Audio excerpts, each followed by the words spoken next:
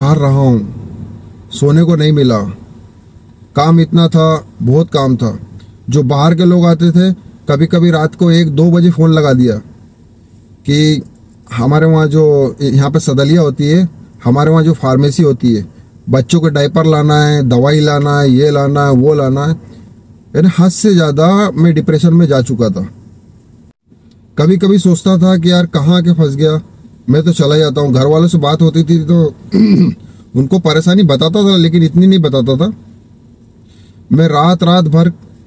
Guys, ये मेरे पीछे जो घर दिख रहे हैं ना, इस घर में मैं फर्स्ट टाइम आया था। ये जो आप घर देख रहे हैं,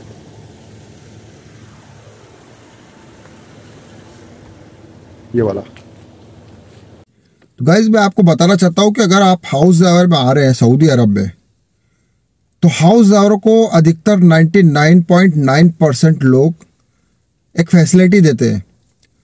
हाउस ड्राइवर का एक रूम रहता है, उसमें उसका बेड लगा रहता है, पलंग यानी उसका बिस्तर, कंबल, सब कुछ रहता है। अगर पुराने ड्राइवर का है तो उसको फेंक दिया जाता है, नया ला के उसको दिया जाता है, बिस्तर, कंबल, तकिया, सब कुछ। उस रूम के अंदर एक फ्रिज होता है, गैस का चूल्हा होता है, गैस की टंकी होती है, बाथरूम होता है। ये सारी सुविधाएं ये लोग देते हैं।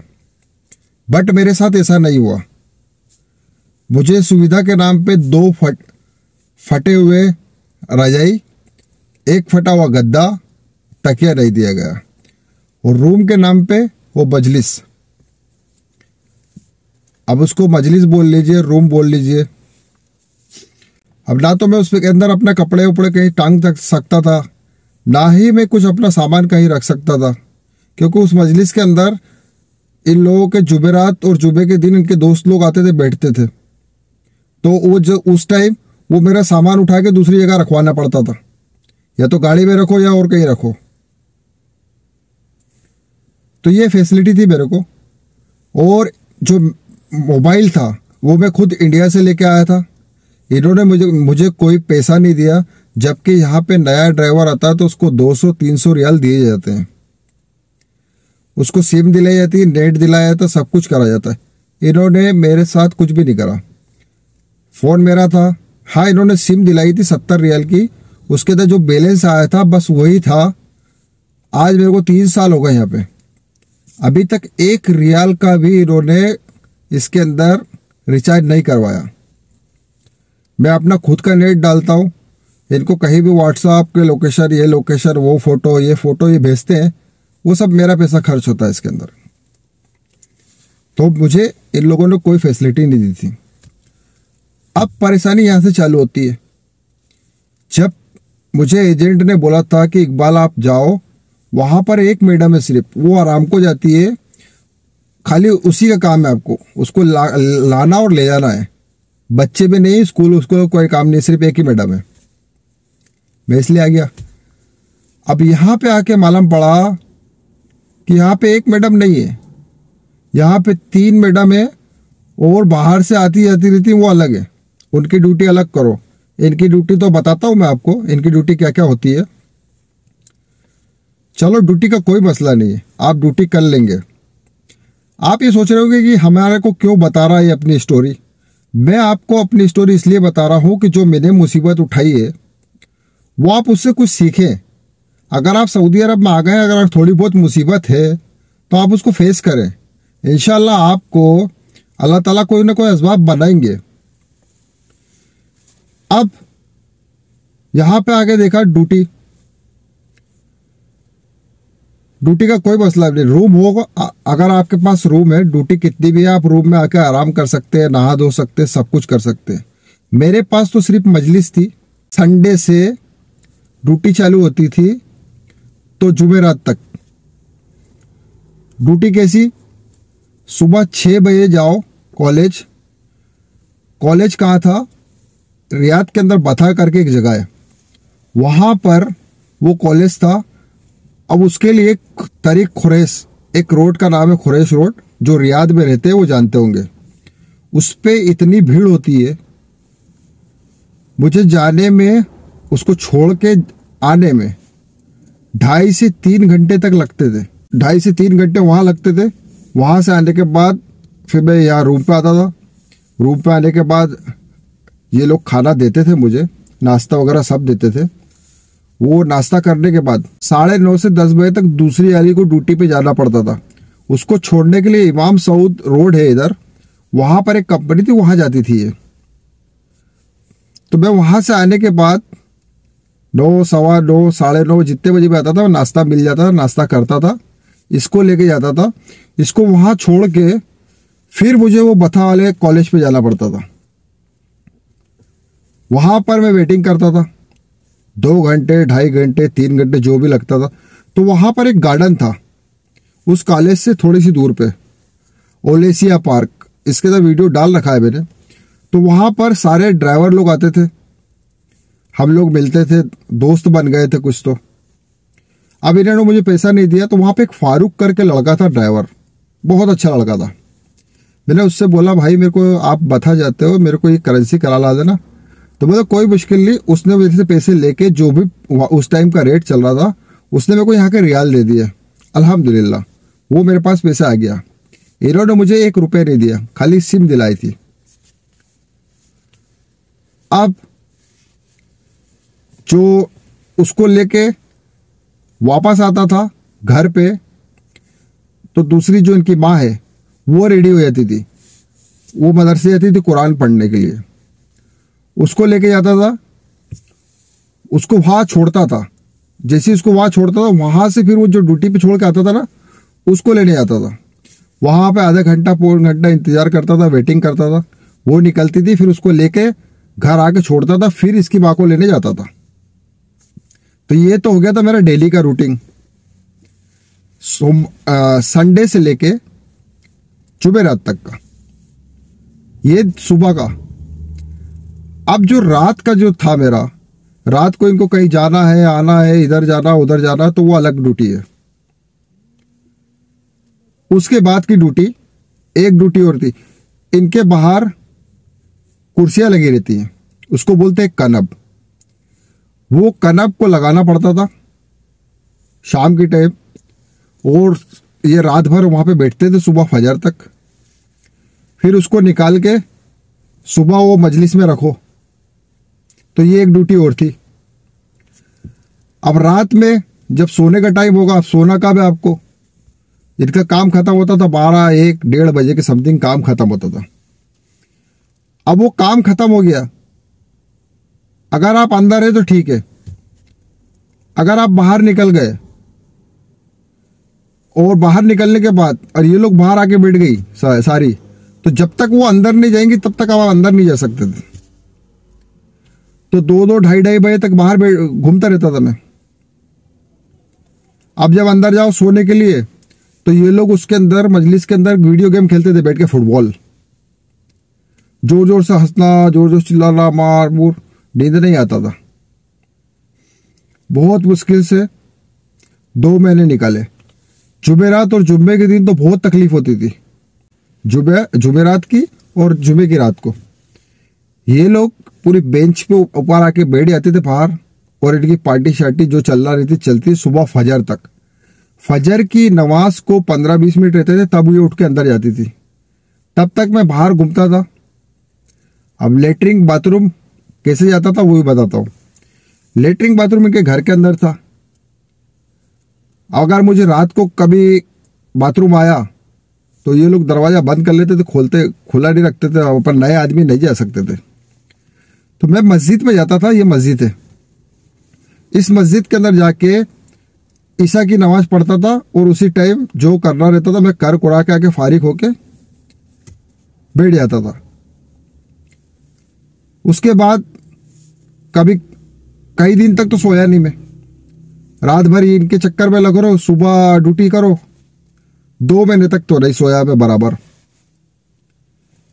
मजलिस में किधर नहीं जाएगी, काम बहुत बढ़ गया।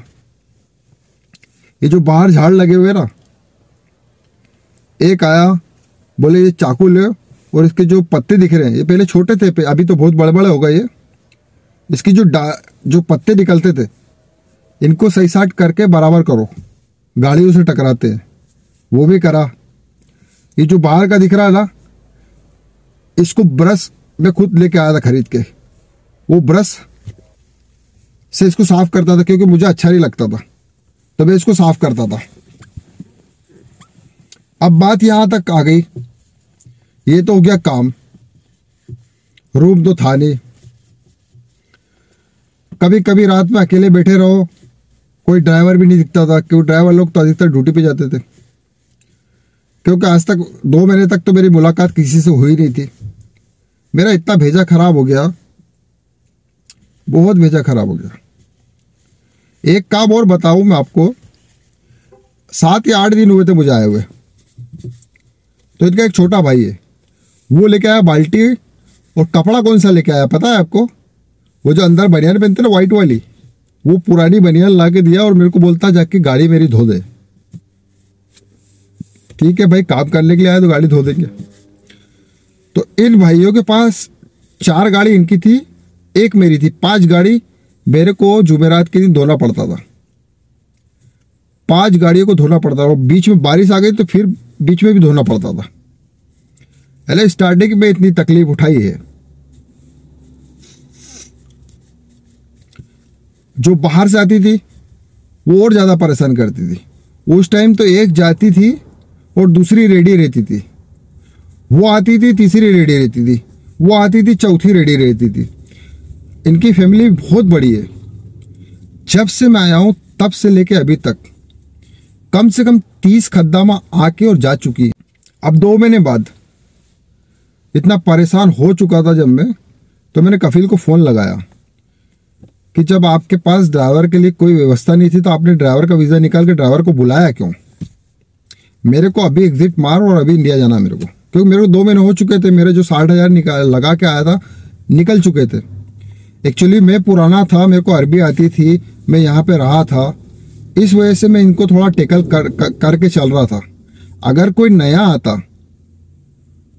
तो मेरे हिसाब से तो वो 10-15 दिन में भाग जाता, एग्जिट लगा के चला जाता, या तो वो काम नहीं करता, बीमार पड़ जाता। तो मेरे कफील ने बोले तेरे को प्रॉब्लम क्या है? मैंने प्रॉब्लम, ना तो रूम है ना कुछ भी नहीं है, मैं कहाँ आराम करूं, खाली काम काम काम, रात दिन काम। तो मेरे से बोले ठीक है, तू मेरे को 15 दिन का टाइम दे, 15 दिन के बाद मैं तेरा कुछ इंतजाम करता हूं। मैंने ठीक है, मैंने आपको 20 दिन का टाइम दिया। 3 दिन बाद इसका एक छोटा भाई है, वो आया मेरे से बोलने लगा तेरा रूम रेडी हो गया है, 1-2 दिन के अंदर आ जाएगा। मैंने 1-2 दिन नहीं 20 दिन ले, लेकिन कम से कम रूम तो लाके दे। तब तक के मेरी सामने वाले एक अजीम करके हैं, उनसे मुलाकात हुई, उनसे दोस्ती हो गई। तो अल्हम्दुलिल्लाह, उससे पहले मैं रात में ये जो इलाका दिख रहा है आपको, यहाँ पे घूमता था और दोस्ती हुई। तो अल्हम्दुलिल्लाह वो बाथरूम का मसला तो हल हो गया, मसला रूम का फंस गया। रूम आया मेरा 8-10 दिन बाद। तो अजीम और मैं बाहर खड़े हुए तो रूम आया, बोले इकबाल भाई आपका बहल आ गया है। मैंने अल्हम्दुलिल्लाह जो आया तो सही। रूम को क्रेन से अंदर रखवाया गया। अब उसके अंदर ना तो लाइट ना कुछ भी नहीं, ठंड पड़ रहा था। मैं गया, उसके अंदर साफ सफाई करी, अपना सामान रखा। मेरे लाइट तो लग जाएगा, अभी तो चल के पहले सोएंगे अपन। आराम से अल्हम्दुलिल्लाह उस दिन में सोया अच्छा। उसके बाद इन्होंने दूसरे दिन उसके अंदर नल का कनेक्शन, लेटरिन वगैरह का सबका कनेक्शन करवाया, पूरा इन्होंने सब रेडी कर दिया उसको। पानी वानी की सब व्यवस्था हो गई। अब जब पानी वानी की सारी व्यवस्था हो गई तो इनका एक लड़का है, क्योंकि वो खद्दामा जो थी, वो खद्दामा मेरे को खाना बहुत अच्छा देती थी। वो खद्दामा जब से चली गई, जब इनके हैंड ओवर में खाना आया तो ये लोग मेरे को बासी खाना देने लग गए। फ्रिज में रखा हुआ वो अलग ही दिख जाता था बासी खाना। मैंने इनसे बोला, मैंने आप एक काम करिए, खाना मत दीजिए मुझे। इसका भाई आया, मेरे से बोलता ये जो ये दिख रहा है ना तेरे को, ये सब हर दूसरे दिन धोना है। मेरा काम नहीं है धोने का। ये बोले नहीं, धोना पड़ेगा तेरे को। मैं नहीं धोएगा। तो बोले हम जो खाना दे रहे हैं, हमारी तो तेरी खाने से बात ही नहीं हुई थी, एग्रीमेंट ही नहीं है। तो मैंने एग्रीमेंट किधर है वो लाके बता मेरे को, एग्रीमेंट किधर है। मैंने एग्रीमेंट में क्या क्या लिखा हो वो भी तो मैं पढ़ू लूँ। तू तो बोल रहा खाना नहीं है। मैंने आपसे खाना नहीं मांगा, आपका एग्रीमेंट आपका एग्रीमेंट किधर है, पेपर वो दिखाओ। और मैंने आज तक के आपसे खाना नहीं बोला कि आप मुझे खाना दो, आप अपनी खुशी से देते थे। और अभी अभी थोड़े दिन से तो मुझे बासी खाना देने लग गए, मेरे को चाहिए भी नहीं खाना। तो बोले हाँ आप अपना बनाओ। रूम आ गया था। अब उसके अंदर इन्होंने मेरे को कोई भी चीज़ नहीं दी। सारी चीज़ें इस रूम के अंदर जो अभी है, हीटर 60 रियाल का हीटर लेके आया उसी दिन जाके, पूरे मसाले लेके आया, तेल लेके आया, दाल वगैरह लेके आया, प्याज अदरक लहसुन टमाटर सारा कुछ लाया। अब मेरे पास प्रॉब्लम ये थी, सब सामान लाया खाने बनाने का, भगोनी वगैरह सब लेके आया।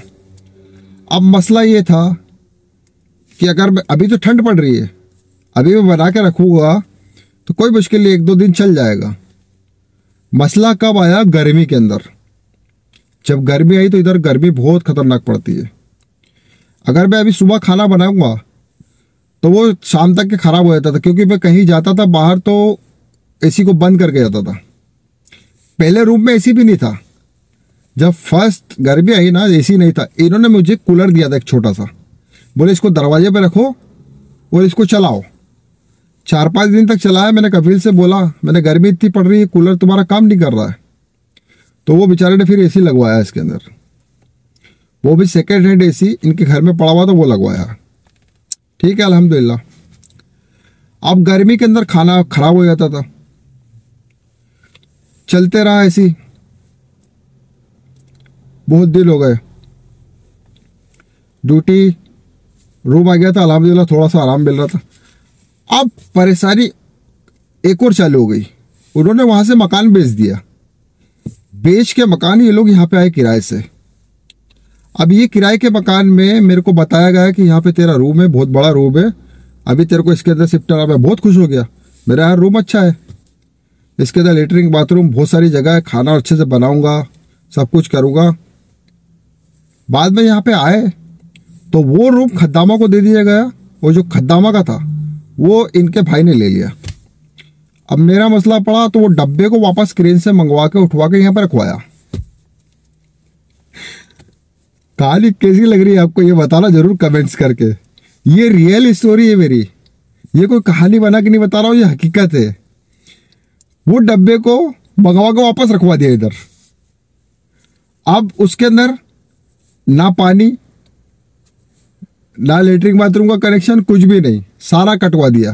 क्योंकि ये मकान है किराए का, इसके अंदर कुछ भी नहीं कर सकते ये लोग। सिर्फ लाइट का कनेक्शन करवाया, वो भी एसी चालू करने के लिए। अब मुझे खाना बनाने की परेशानी हो गई। अब खाना कैसे बनाऊं? खैर बाथरूम जाना है या और कहीं जाना है तो आप उधर मजलिस के पास में जो बाथरूम बना जहाँ मैं जाता हूँ वहाँ चले जाएंगे।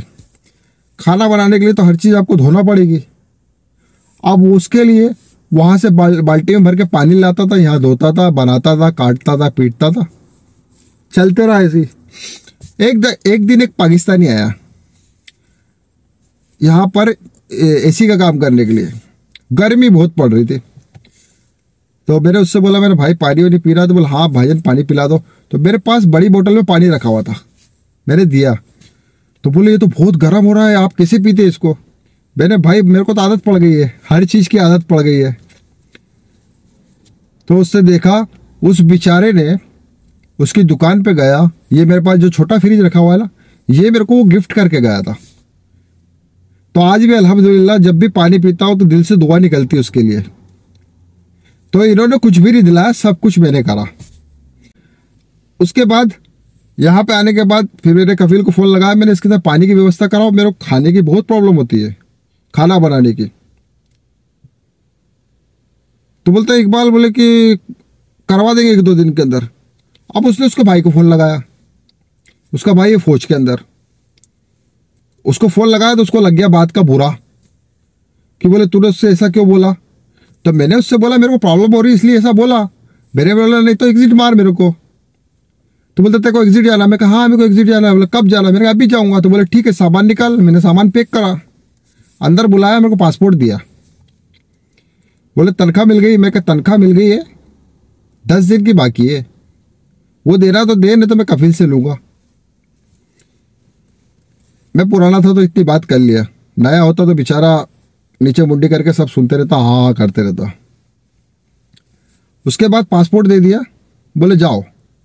ठीक है, मैंने कफील को फ़ोन लगाया, मेरे को एग्जिट चाहिए, एग्जिट मार के टिकट रेडी रख, मैं जुबेल आ रहा हूँ। तेरे भाई ने मेरे को पासपोर्ट दे दिया और ऐसा सा बोला है कि जाओ। मैं टैक्सी वाले को फ़ोन लगा दिया, टैक्सी आ रही है, मैं टैक्सी पकड़ के यहाँ से बथा जाऊँगा, बथा से पकड़ के 4-5 घंटे में मैं जो जुबेल आ रहा हूँ। मेरा टिकट और एग्जिट पेपर रेडी रख। अब भाई साहब, अब क्या बोलूं, उसकी सिट्टी पिट्टी गुम। उसने इधर फोन लगाया, मैंने चाबी भी सब दे दी थी, इधर फोन लगाया। मैं जाने के लिए रेडी था कि उसका भाई वापस आया, बोले ये चाबी ले, वो बोले वहाँ सदलिया जा, ये ला दे। मेरे को जा रहा हूँ मैं, तो बोले नहीं जाना, बोले तेरा वो उसका भाई आएगा, बोले वो बात करेगा। मैंने बात नहीं करेगा, इधर पे खाना बनाने की तकलीफ हो रही है।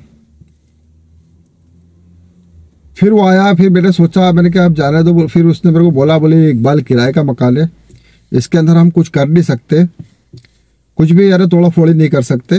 तो मैंने ये बात आराम से भी बोली जा सकती है। तो बोले निकाल ले, फिर अभी नया मकान लेंगे तो फिर उसमें तेरा रूम रहेगा। मैंने 2 साल तो निकल गए अल्हम्दुलिल्लाह, अब तो मेरे को छुट्टी एग्जिट जाना ही है। तो मैंने इनको बोला 2 साल हो गए थे मेरे को कंप्लीट। बीच में जो कोरोना आया था, अल्हम्दुलिल्लाह मेरे आने के 3 या 4 महीने बाद कोरोना आ गया था। इनकी एक आदत बहुत अच्छी थी, उस कोरोना में जो 14-15 महीने में रूम पे था, उस टाइम काम नहीं था, वो मेरे को बहुत बेनिफिट मिला। रूम आ गया था, कोरोना आ गया, तनख्वाह चालू थी। कई ड्राइवरों को तनख्वाह नहीं मिली थी, कई ड्राइवरों को तनख्वाह आधी मिलती थी, कई ड्राइवरों को नहीं मिलती थी, लेकिन मुझे अल्हम्दुलिल्लाह ये लोग तनख्वाह देते थे। अब मुझे जाना है घर, तो मेरे से कफील पूछता, हाँ इकबाल आएगा? मैं कह देख, यहाँ पे मेरे को खाना बनाने की प्रॉब्लम है, मेरे को कोई प्रॉब्लम नहीं है, तनख्वाह भी कोई प्रॉब्लम नहीं है, खाना बनाने की बहुत प्रॉब्लम है। और कोई भी आता है ये कर ले वो कर ले, ऐसा नहीं करेगा मैं। तो अल्हम्दुलिल्लाह जब से मैं छुट्टी से आया तब से खाना मेरे को नहीं बनाना पड़ता, ये लोग देते हैं। तो एक चीज़ का तो ये आराम हो गया। काम तो है, काम तो आए तो करना तो पड़ेगा। रूम बताता हूँ अभी चल के आपको रूम। तो देखिए आज भी वही रूम है, 3 साल हो गए। परेशानियों ने हराने की बहुत कोशिश करी, लेकिन अल्हम्दुलिल्लाह मैं हार मानने वालों में से नहीं था। आज भी जंग जारी है। वही रूम, वही बिस्तर, वही सब कुछ। तो दोस्त जंग जारी है, दुआ में याद रखिएगा। इंशाअल्लाह कभी हार नहीं मानना, चाहे कोई सी भी परिस्थिति हो, परिस्थितियों से लड़ना सीखना चाहिए आदमी को। तो ये थी मेरी कहानी अभी तक की। चलिए जंग जारी है, वही चल रहा है, वही ड्यूटी चल रही है, इतनी ड्यूटी चल रही है, सब कुछ वही है। न पानी है, न लेटरिन बाथरूम है। लेटरिन बाथरूम किधर जाता बताओ? वो दिख रहा है ना आपको पीछे, वहाँ पर है लेटरिन बाथरूम, वहाँ जाता हूँ। चलिए दुआ में देखेगा, और आपसे रिक्वेस्ट है प्लीज़ लाइक ज़रूर करिएगा। अस्सलाम वालेकुम।